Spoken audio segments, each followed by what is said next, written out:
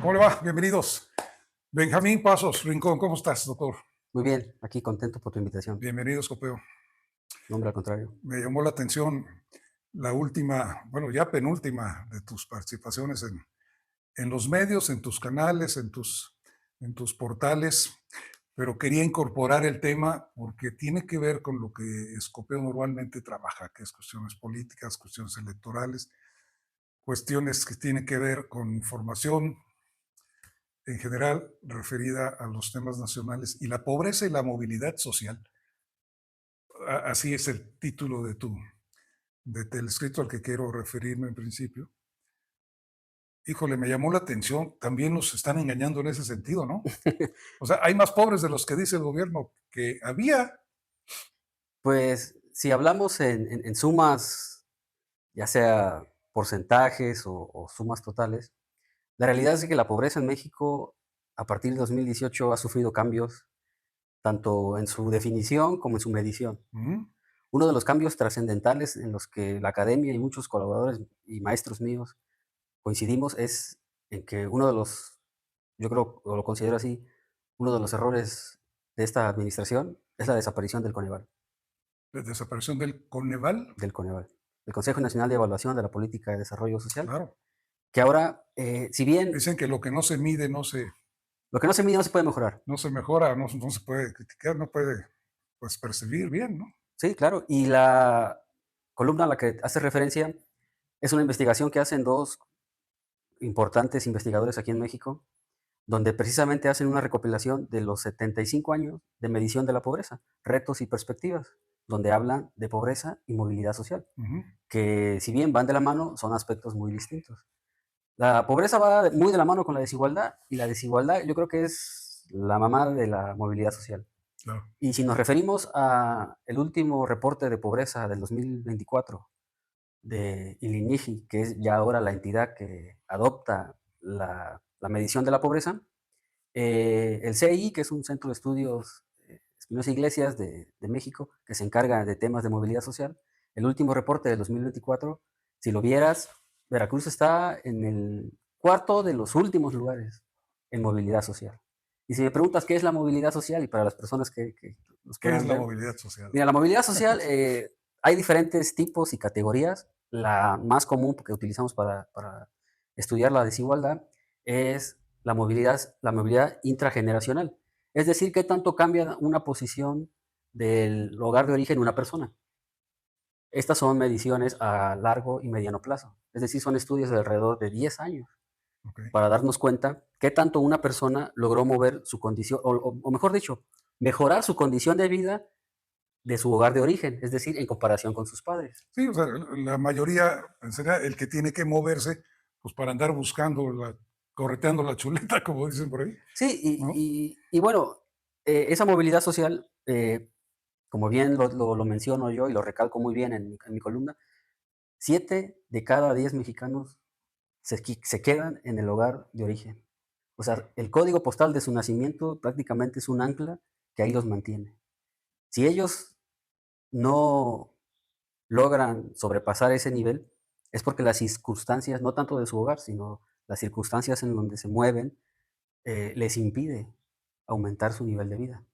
Y eso, si nos vamos hacia el norte, Nuevo León, un poco el Bajío, crece un poquito más la expectativa de poder subir de nivel de vida. Pero lo que es el sur sureste, Michoacán, Chiapas, Oaxaca, Guerrero, Veracruz, un poquito Puebla, 7 de cada 10 personas se quedan en el lugar de origen de donde nacen. ¿Cuál es la, cuál es, digo, eso lo hemos visto décadas, muchas décadas. Nos dicen de repente que ya cambiaron, como dices, le cambiaron la definición, ¿no? Antes Ujú, pobre era el que no comía, ahora pobre es el que come frijol, punto, ¿no? ¿Sí? ujú. Y mañana pobre va a ser el que nada más come carne 2 veces al día o a la semana. Entonces depende mucho de lo que quieran manipular los gobiernos, pero al final de cuentas también sabemos que es un territorio con muchas oportunidades naturales, con muchas fuentes de riqueza, con mucha posibilidad pues, de hacer cosas importantes a través del trabajo fecundo y creador bien pagado para que Ujú. la gente viva bien. Conocemos de experiencias de países, si me permites, ¿no? Países que son más pequeños incluso que todo nuestro estado de Veracruz, en términos territoriales, ¿sí? Y que con la tercera parte de las costas que tenemos, del petróleo que tenemos, de la agricultura que pudiéramos generar, de todas estas posibilidades o de todo este potencial, toda la gente vive bien. Y aquí el 63% es pobre, de pobreza absoluta, según el estudio. Sí, mira, la pobreza hay que entenderla que es multidimensional. Hay 3 factores para medir la pobreza. El Mm, primer factor es, desde luego, el económico, que tiene que ver con las líneas de pobreza, con la canasta alimentaria, con la ingesta calórica que necesita una persona, el kilo de carne, huevo, que va de la mano de pero la también inflación y la baja, el ¿no? pago de salud, de servicios, ¿no? Cosas, ¿no? El Sí, segundo aspecto son los derechos sociales, que tienen que ver con el rezago educativo, el servicio a salud, vivienda, alimentación, etc. Y el tercero es la cohesión social, que ahí en ese tercer elemento, el Coneval estaba trabajando un indicador bastante interesante, que era el de acceso a carretera pavimentada. ujú, Aquí los que son de Jalapa no me podrán dejar mentir, cuánto tardan de su vivienda, vivienda a su fuente laboral, ok. con tanta obra que han hecho. O sea, ya, si antes tardabas media hora, ahora haces 1 hora y media. Y ahí hay pérdida de tiempo y de dinero en el vehículo. Entonces era un indicador bastante interesante, no nada más para la ciudad, sino obviamente tú sabes que las vías de comunicación son indispensables para el desarrollo. Conectan un pueblo con una comunidad, en algún desastre, si tiene una salida y se Sí, tapa, es olvídalo, una ya, obviedad te, terrible, te- te claro. quedas rezagado. Y ese indicador se quedó en construcción luego de haber eliminado el, el- El Coneval. el Coneval. Y como bien lo dices, hay experiencias de otros países que con menos capacidad y con menos recursos han logrado sacar a más personas de la pobreza y de la desigualdad que México. El caso más claro es la India. Los economistas, de hecho, el que inventa el índice de desarrollo humano, el doctor Amartya Sen, que hizo estudios en la India, lograron, a través de diferentes políticas sociales, sacar a una cantidad enorme de gente de la pobreza. Y mira que la India allá hay castas, la parte social son de castas. Ahí si naces en la casta baja, ahí te Sí, quedas. pero no fue con programas de bienestar, fue con apertura de fuentes de trabajo. Pues mira, ¿O cómo estuvo? ahí, y no me lo vas a creer, el concepto de bienestar que últimamente lo vemos en todos lados, en los chocolates, en el frijol, en el petróleo, en Sí, el agua, donde quiera sí, que veas sí, sí. bienestar, es un concepto que los economistas indios lograron percibir de manera más sensible. El bienestar no nada más es yo te doy un apoyo económico y nos tomamos la foto y que te vaya bien, sino es darle seguimiento, es hacer parámetros y medidas en las que yo sé que en 2 años tú vas a necesitar únicamente de tu propio potencial para salir adelante. O sea, lo que Órale. ellos allá hicieron fue darles el pequeño empujón que la gente necesita para poder potencializar sus libertades independiente al gobierno. Aquí pareciera que es al revés, aquí pareciera que el gobierno te quiere cautivo Te y quiere estarte, dependiente de ellos. y estarte cada bimestre apoyándote, dándote un apoyo o un estímulo, que para el problema es como darte un paliativo ante un cáncer severo. No, no, esa experiencia en México desafortunadamente no se ha aprendido por cuestiones seguramente políticas. La pobreza siempre es un tema que está en la agenda política de todo gobierno. Tú te debes de acordar muy bien que Calderón iba a ser el presidente del empleo. Iba a hacer no sé cuántos empleos al año. Peña Nieto hizo la cruzada contra el hambre, que en su inicio de su programa trajo a Lula da Silva para hacer donde iban a dar comida a las zonas rurales. Y bueno, en 2018, por el bien de todos, primero los pobres. O sea, el tema de la pobreza siempre es un tema que si lo vemos desde la ética, nadie se niega, ¿verdad? Pero operativamente y actualmente, fiscalmente, no hay finanzas públicas. Yo vaticino eso junto con otros colaboradores economistas, que no va a haber finanzas públicas que sostengan ese gran gasto que se está haciendo en programas sociales. Porque aparte de todo lo que podemos analizar de pobreza, si lo vemos desde el punto de vista de las finanzas públicas, tenemos un gran problema y es muy riesgoso lo que se está haciendo con los programas sociales. En términos del gasto En términos, si lo vemos y del desde origen de recursos. exactamente. Tenemos una hacienda pública que no da abasto para Ujú. solventar el gasto tan enorme que tenemos año con año. Y eso lo vemos en los presupuestos de egresos de la federación. El programa que tú me digas, ya sea adultos mayores, Sembrando Vida, becas se cita Retina, Jóvenes. Jóvenes Construyendo el Futuro, Ujú. tienen un gasto honorífico para el gobierno muy fuerte. ¿Por qué honorífico? Bueno, por cuestión de que si bien el gasto, hay un paquete económico, pues lo pagamos todos, y no nos preguntan, no, a los contribuyentes no nos dicen: "Oye, ¿gustas cooperar?". Es un gasto parejo. Entonces no es dinero de ellos, es nuestro, Pues bueno, porque sigue siendo la herramienta de alguna forma también electoral. Y esa era también un poco invitarte a reflexionar conmigo porque tú lo explicas mejor. De repente es cierto, porque lo escuchamos, algunos cuando López Obrador dice, es que los pobres son los que van a mantenernos en el poder, hay que mantener los pobres. mm, Y a pesar de todo de estos programas, pues la idea no es eliminar la pobreza.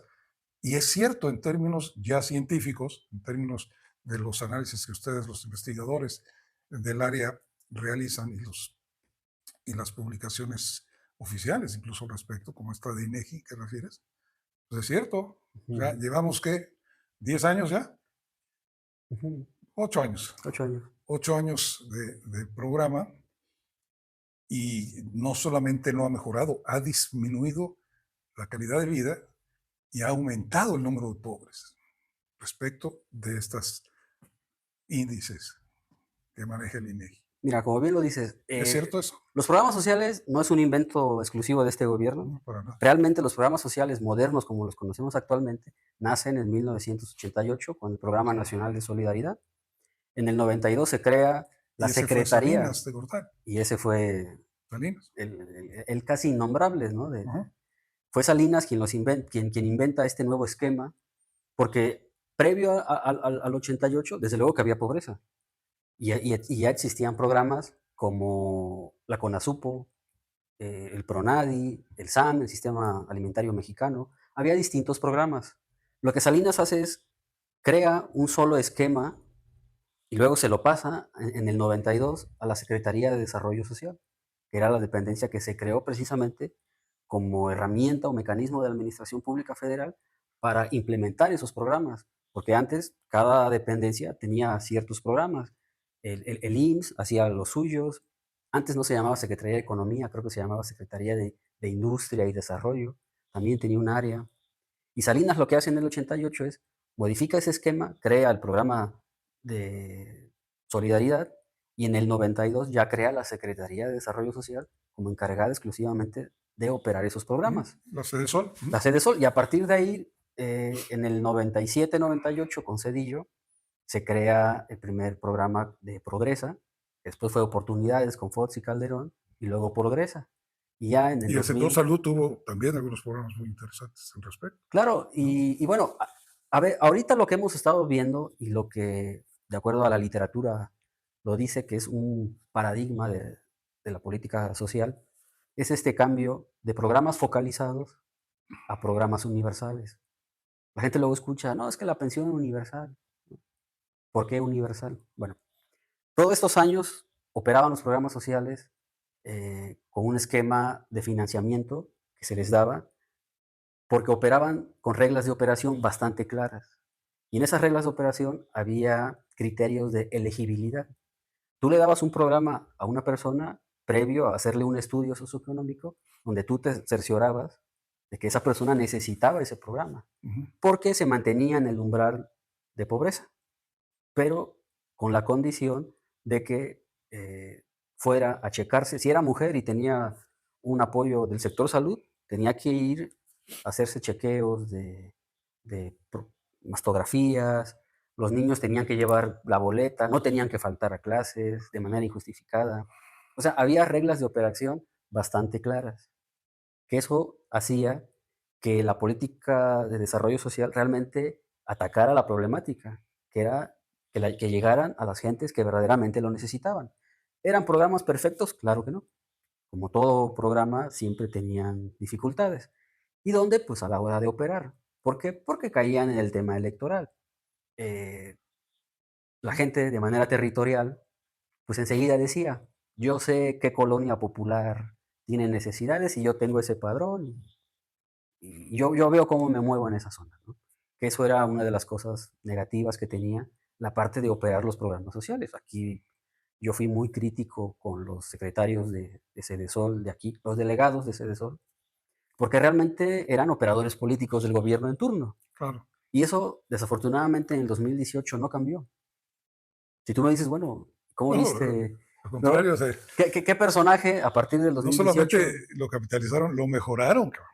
lo perfeccionaron? O Sí, sea, una de las cosas que yo critico mucho, porque, a ver, dejemos claro, yo creo que los programas sociales son una muy buena política social, son unos buenos instrumentos de dar un piso parejo y que las personas logren salir adelante con sus propios medios, pero siempre necesitan un poco de ayuda.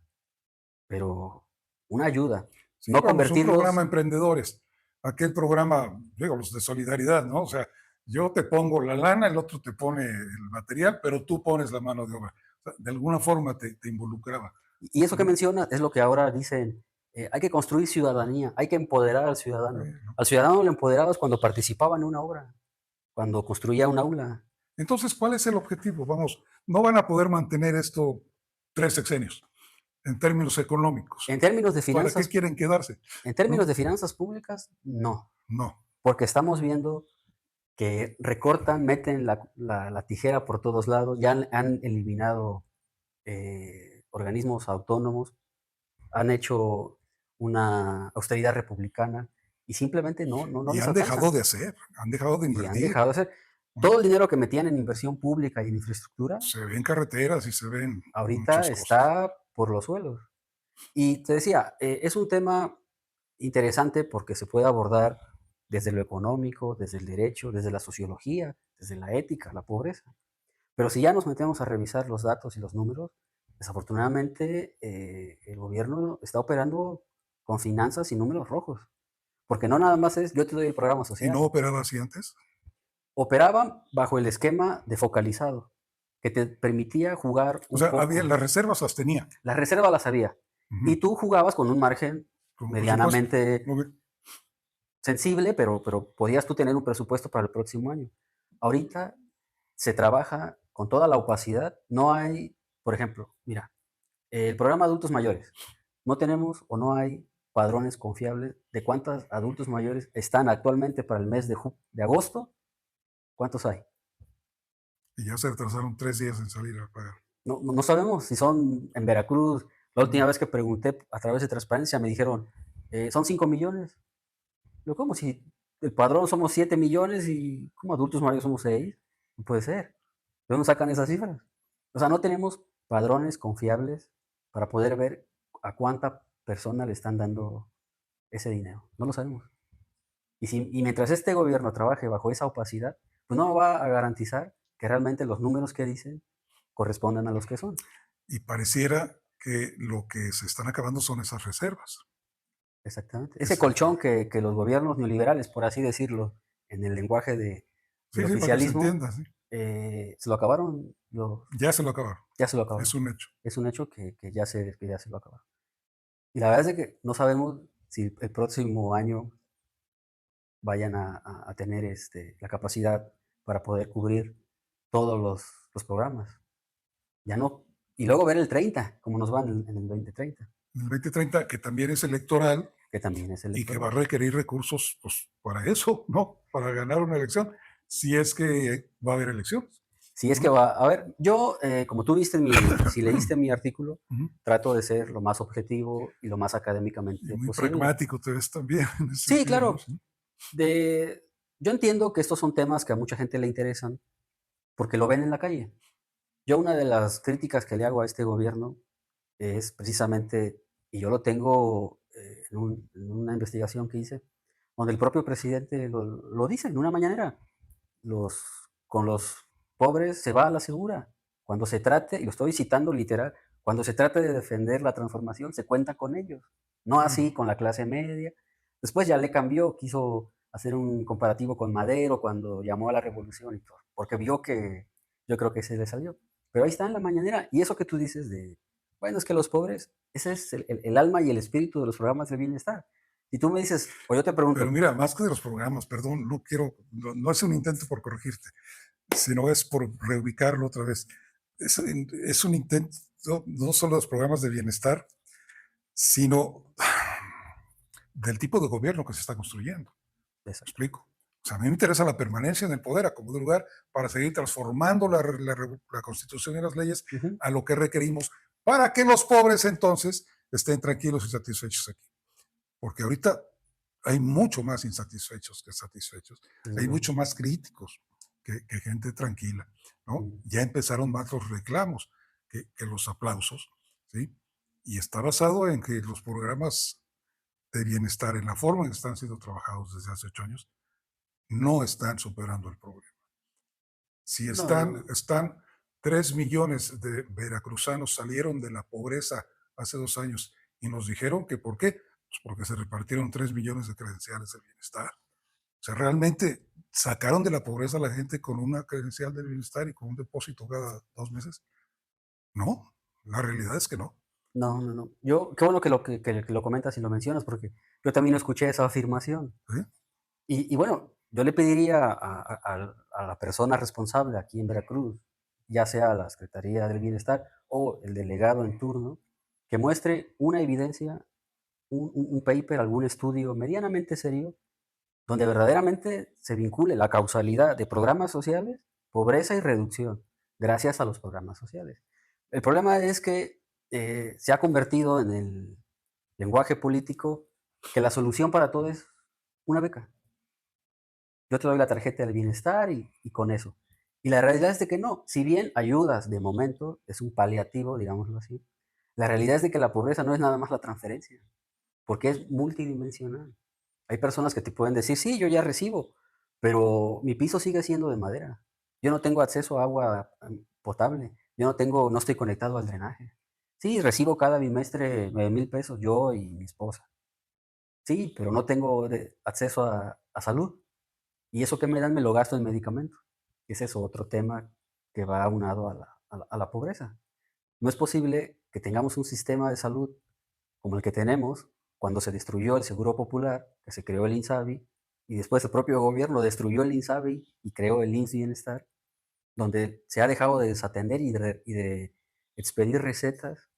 En Veracruz no tengo el dato exacto, pero hay un elevado porcentaje de recetas que no se surten. Claro. ¿Y esas personas a dónde acuden? Pues a la farmacia de la esquina, con ese dinero que se les da de apoyo. Claro. Bien, bueno, yo necesito cerrar, Benjamín, y entonces la idea es que resulta preocupante, pero más preocupante que cada vez tenemos menos acceso a la información formal, a la información de a de veras respecto de la situación actual del país, del Estado, de la comunidad o del barrio. No hay manera y va a haber cada vez menos manera de conseguir esta información que va a permitir tomar decisiones personales, grupales, comunitarias, de grupo y finalmente ciudadanas, ¿no? Después. Esa es una impresión que me da. Nos están negando el derecho a la información, dado que desaparecen las instituciones que creaban esto y finalmente las que le están aportando ahora, pues ya no están tan abiertas en ese sentido. Y entonces nos vamos con la información oficial.